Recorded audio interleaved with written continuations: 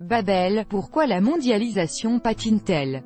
Le nouveau livre de Salvatore Santangelo intitulé « Babel. Des taxes de Trump à la guerre en Syrie, montée et déclin d'un monde global » a paru en Italie.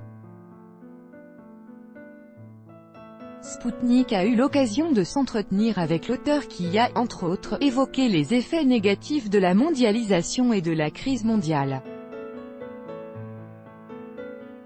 Si la guerre est la poursuite de la politique, mais par d'autres moyens, on comprend à présent que cet adage pourrait aussi être appliqué à l'information, à l'économie et aux finances, a déclaré à Sputnik Salvatore Santangelo, professeur à l'Université de Rome, Tor Vergata, et auteur du livre « Babel.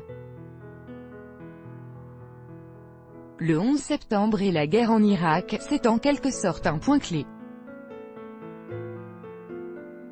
Sergio Romano, ambassadeur italien en URSS en 1985 à 1989, NDLR, a écrit plusieurs essais très importants sur le monde unipolaire, l'expansion de la politique extérieure des États-Unis et le mondialisme unipolaire américain.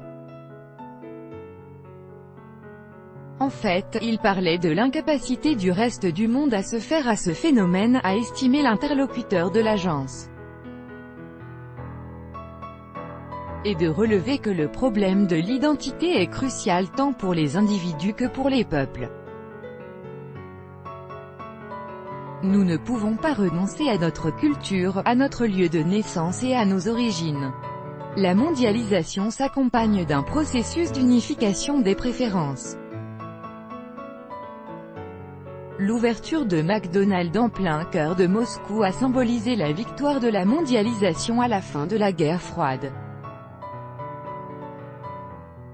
Et même cette entreprise mondialement connue a dû adapter son menu au goût des consommateurs, a rappelé M. Santangelo. Selon ce dernier, les consommateurs qui n'acceptent pas l'égalisation choisissent des produits organiques, dont ils ont l'habitude, refusant les repas imposés par ce réseau de « fast-food » à travers le monde. La même chose se produit avec l'islam. Le monde arabe perçoit la menace que recèle la mondialisation et y répond par le terrorisme dans le pire des cas. On assiste en Europe à la montée de mouvements politiques que les médias mainstream qualifient de populistes. En réalité, ce processus reflète les états d'esprit des gens, a indiqué l'auteur. Et d'expliquer que les nations souffrant des effets négatifs de la mondialisation y réagissaient ainsi. L'histoire de la tour de Babel parle d'une tentative de construire un monde homogène où tous parlent une seule et même langue.